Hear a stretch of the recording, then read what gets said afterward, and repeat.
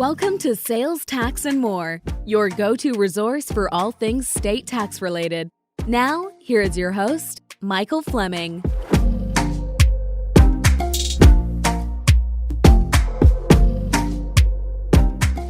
Hi, Mike Fleming here, founder of Sales, Tax, and More, and today's co-host of the Sales, Tax, and More podcast, where we talk about everyone's favorite topic, which is, of course, sales tax. Today, Ellie Moffat is going to be interviewing me about how the Wayfair case has literally changed the sales tax world. But before we get into the interview, let's introduce you to Ellie. Hey, Mike. Hey, everyone. It's really great to be here. Excited to talk about this with you today. So I'll do a quick introduction for Sales, Tax, and More. Sales, Tax, and More is a full-service consulting and solutions firm. We have a really great team here of experienced tax professionals who are very dedicated to fulfilling your state tax and related needs. So we do a lot of returns, registrations, consulting, research, and like our name states, more. So if you have questions about our services, please reach out and ask. We'll give you plenty of ways to do that. You can also look in the information we have along with this podcast, and you can reach out to us pretty easily. So I'm going to roll right into this, Mike. Most of us have heard about Wayfair. You've probably heard many, many things about Wayfair over time. But Mike, what exactly are the ramifications of Wayfair?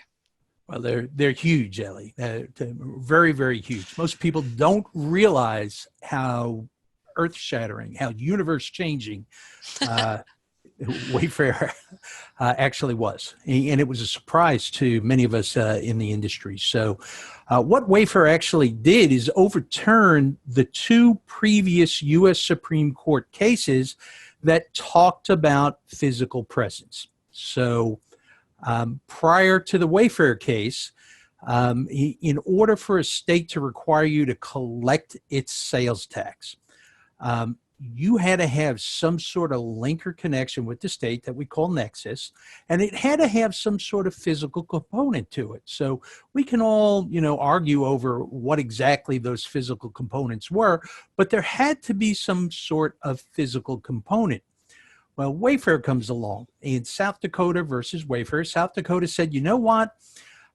We don't think that a physical presence should be required. So they passed a statute that basically said, if you have $100,000 of sales or just 200 transactions, if you're selling into our state, then that's enough of a connection, an economic presence in order for you to have to collect and remit our sales tax.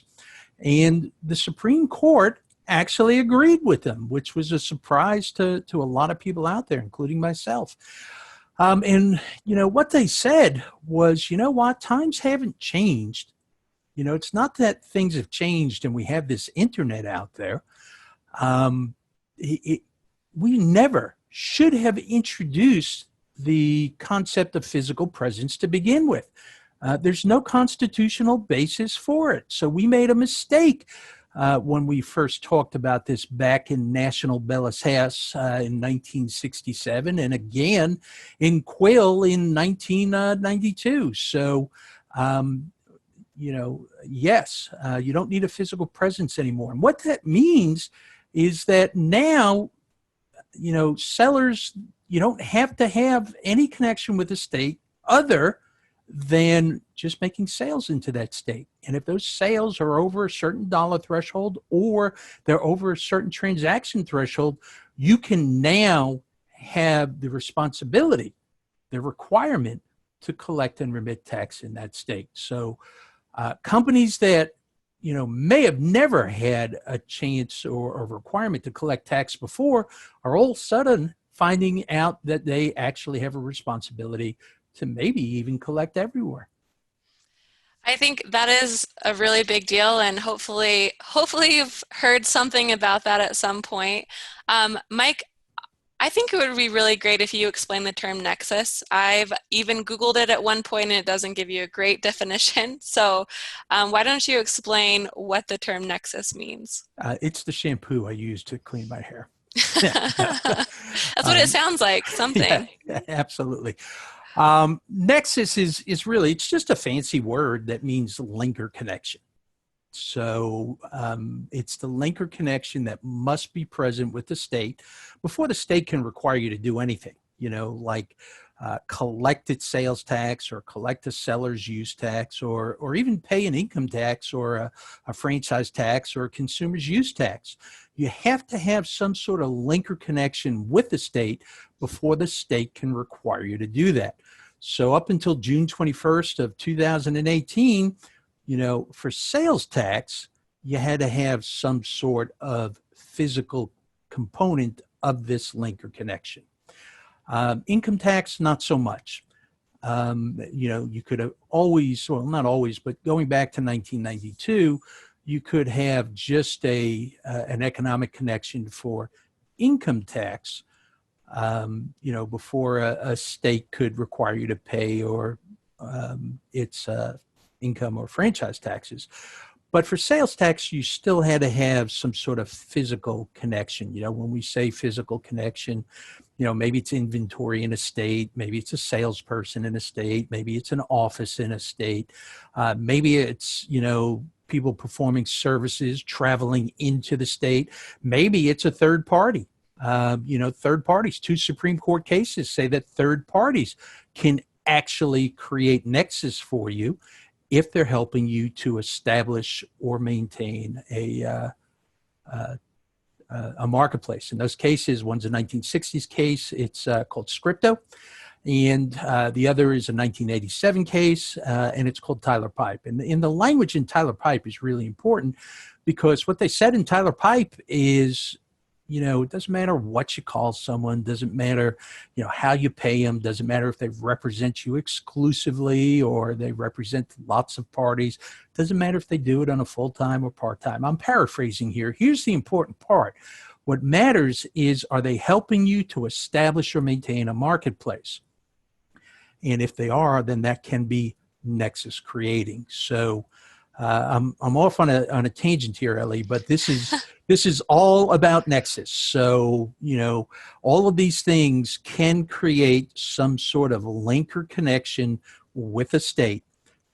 We call this link or connection nexus, and it's the link or connection that has to be present before the state can make you pay its taxes or collect its taxes. Thank you so much, Mike. I think that's really appreciated. And, we have an entire webinar dedicated to this, but I think it's a great thing for our audience to know. So does Wayfair mean that we don't have to worry about physical presence anymore? Unfortunately not. And this is, very misunderstood, so much so that we have a full webinar just on this topic. But I think that, physical presence matters more now than ever before. But so many people, our salespeople get calls. When I'm speaking to not only, potential clients, existing clients, even CPAs and other accounting professionals, they are coming to me and they say, hey, I've got a client and they're underneath the threshold. So this economic threshold, we want to get them deregistered for sales tax. And I ask, and sometimes, if they're an existing client, I know, but I ask, well, why'd you get registered in the first place? Oh, well, we had a salesperson in the state. Well, is the salesperson still there? Well, yeah, they're still there. But we're underneath the threshold, so we don't have to worry about this physical presence anymore. No, unfortunately, this new economic nexus doesn't protect you from anything. As a matter of fact, physical presence is going to always trump an economic nexus. So physical beats economic. Economic nexus, it's just one more way for a state can try to compel you to do what they want you to do, which is collect or pay their taxes. So does not protect you at all from physical nexus. If you've got a physical nexus, the reason why I say this matters now more than ever is because the states are going to be going after people for economic nexus.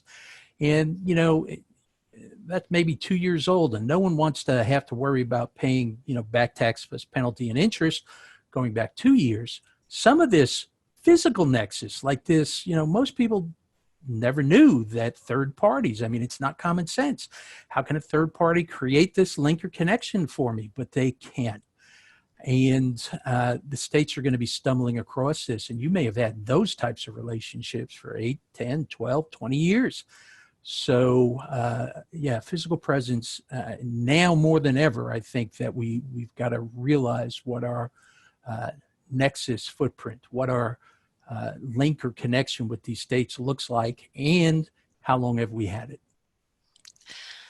So Mike, Wayfair is about 2 years old, and we're still hearing people say that they're waiting for Congress to do something or for another court case before they act. Is this a good strategy?